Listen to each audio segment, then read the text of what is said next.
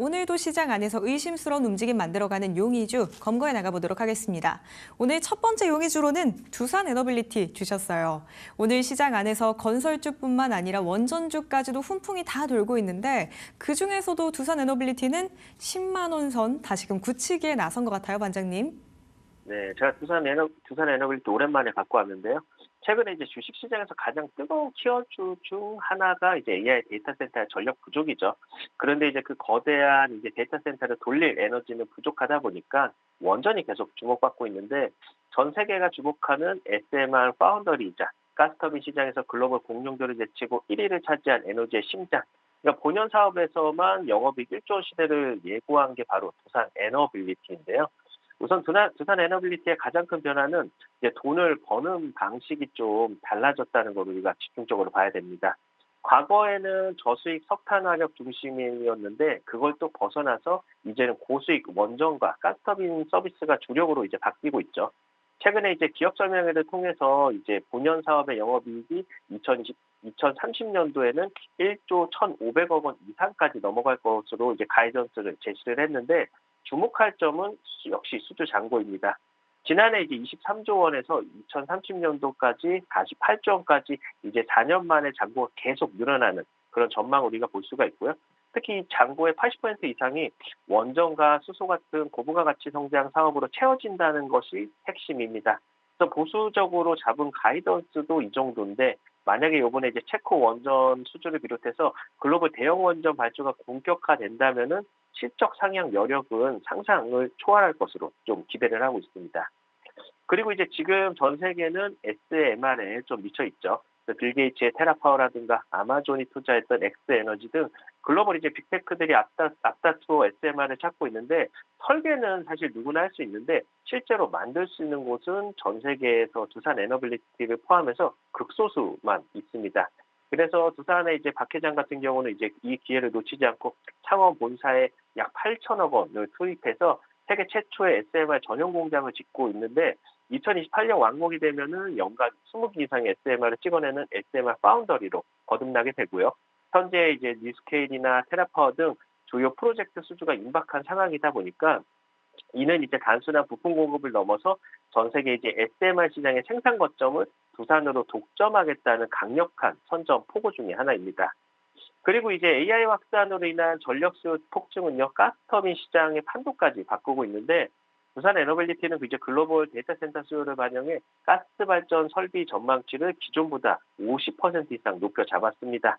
그래서 이거는 놀라운 기술력을 좀 갖고 있다 보니까 대형 이제 복합 증기 터빈 시장에서도 점유율을 51%로 글로벌 1위를 달성을 했고요. 그 지멘스나 GE 같은 공룡들도 다 제쳤습니다.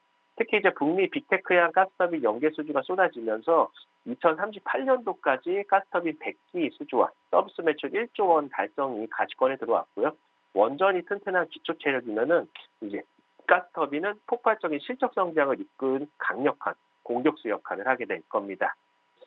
우선 차트를 보시면은 사실 두산 에너빌리티 같은 경우는 최근에 주가의 변동성은 크진 않았습니다. 박스권 흐름을 좀 이어가는 모습처럼 보일 수가 있겠지만 여전히 추세는 우상향을 이어가고 있는 걸 우리가 좀 확인을 할 수가 있죠. 저점을 계속 높여가면서 추세를 만들어주는 구간에서 이제 박스 상단 구간에 거의 근접을 한 상황인데 이럴 때는 수급을 보시면 좀 힌트를 얻을 수 있습니다. 수급 같은 경우를 보시더라도 기관과 외인의 수급이 이전에 박스 상단에 있었던 구간보다 더 높아지는 것을 확인을 할 수 있는데요. 외인 기관의 저가 매수는 기존보다 더 강력하게 들어오는 걸 확인할 수 있고요. 그리고 실적 시즌이 시작되면은 원전주들은 항상 좀 강세를 이어간다는 그런 계절적인 모멘텀까지 갖고 있으니까 추가 모멘텀 부각되면서 박스 상단 11만 원을 강하게 돌파해주면서 추세를 이어갈 수 있을지 확인이 필요하겠습니다. 정리해보면 두산 에너빌리티는 본연 사업 영업이익 1조 시대가 드디어 열리기 시작합니다. 저수익 사업은 가고요. 이제 고수익 원전이 실적을 장악을 했고요. 세계 유일의 SMR 파운더리로서 이제 글로벌 빅테크들의 에너지를 책임지는 핵심 파트너가 되었습니다. 그리고 이제 가스터빈과 증기터빈 시장 점유율 1위를 통해서 AI 데이터 센터 전력 확충의 최대 수혜를 잇고 있는데 숫자가 찍히는 종목은요, 주가가 흔들릴 수 있어도 절대 배신하지 않습니다. 두산 에너빌리티가 그리는 48조 수주의 잔고 로드맵은요, 이제 막 시작된 것 같습니다. 오늘의 용의주 두산 에너빌리티였습니다. 두산 에너빌리티 쉬어가는 게 아니라 추세 우상향은 꾸준히 이어지고 있었다라고 설명해 주셨고요. 박스권 상단이죠. 11만 원 선 어떻게 넘어줄 수 있을지 앞으로도 기대해 보시죠. 이렇게 오늘의 첫 번째 용의주였고요. 두 번째 용의주로는 OCI 홀딩스 주셨습니다. 스페이스X 관련된 이야기를 빼놓을 수가 없을 것 같아요. 공급 계약 소식 들려오자마자 주가 날아가고 있습니다, 반장님. 네, OCI 홀딩스가 드디어 일론 머스크의 스페이스X 심장부로 들어갑니다. 그동안에 이제 태양광 종목들 중국산 저가 공세 힘들지 않았냐라고 볼 수가 있었는데 이제는 좀 차원이 다른 이야기가 시작이 되는 거죠. 그래서 스페이스X가 선택한 유일한 비중국 파트너 OCI 홀딩스가 왜 이제 우주급 리레이팅을 앞두고 있는지 우리가 체크를 해보면요. 이번에 이제 OCI 홀딩스는 말레이시아 자회사 OCI 테라서스가 스페이스X와 약 1조 규모의 폴리실리콘 공급 계약을 조율 중에 있습니다. 그래서 머스크는 최근에 이제 우주 AI 데이터 센터를 위해서 거대한 태양광 제조 역량이 필요하다고 계속 강조를 해왔었는데 그 핵심 소재를 OCI가 맡게 되는 겁니다. 그래서 이번에 이제 그 그룹 회장이 직접 말레이시아 현지를 진두지휘하면서 공을 들인 결과다라고 볼 수가 있는데 과거 이제 와튼스쿨 시절 머스크가 이제 팀 프로젝트를 했던 인연이 비즈니스 신뢰로 좀 이어진 걸로 우리가 평가를 할 수 있고요. 이제 OCI 같은 경우는 단순한 소재사가 아니라 미국 우주산업의 전략적 파트너로도 자리를 잡고 있다라고 보시면 됩니다. 그리고 이제 미국 같은 경우는 현재 BBBA 법안과 그리고 강제 노동 방지법을 통해서 중국산 소재를 철저하게 차단을 하고 있습니다. 그래서 미국에서는 보조금을 받고 세제 혜택을 누리려면은 반드시 이제 비금지 외국 기관에서 만든 깨끗한 폴리실리콘을 써야만 되는데 그런데 이 조건을 완벽히 충족하면서 불순물이 거의 없는 10-9급 이제 초고순도 제품을 대량 공급할 수 있는 곳은 전 세계에서 이제 OCI 홀딩스를 포함해서 독일의 바커라든가 아니면 미국의 햄록 등 딱 최고 정도가 될 것 같습니다. 특히 이제 OCI 테라서스 같은 경우는 글로벌 비중국 폴리실리콘 생산량의 30%를 책임지는 핵심 거점이고 머스크가 아무리 이제 미국 내 태양광 공장을 직접 지으려고 해도 OCI에 이제 폴리실리콘 없이는 공장을 돌릴 수조차 없는 구조가 만들어져 있습니다. 한마디로 말씀드리면은 미국 시장에 진입하려는 모든 글로벌 빅테크들이 줄을 서야 하는 이제 갑 중의 갑 위치로 올라선 상태다라고 볼 수가 있고요. 그리고 이제 사실 OCI 홀딩스는 실적 걱정하시는 분들이 좀 제법 있으실 텐데 1분기는 사실 이제 정기 보수와 일회성 비용 때문에 잠시 쉬어가는 구간이긴 합니다. 하지만 이제 2분기부터 가동률이 90% 이상 정상화되고 설비 증설 효과가 본격화되는데 여기에다가 이제 반도체용 폴리실리콘 생산 능력을 2027년까지 2배로 키우는 프로젝트까지 착착 진행 중에 있다 보니까 태양광에서 우주로, 우주에서 반도체로 영토를 확장하는 상황이다.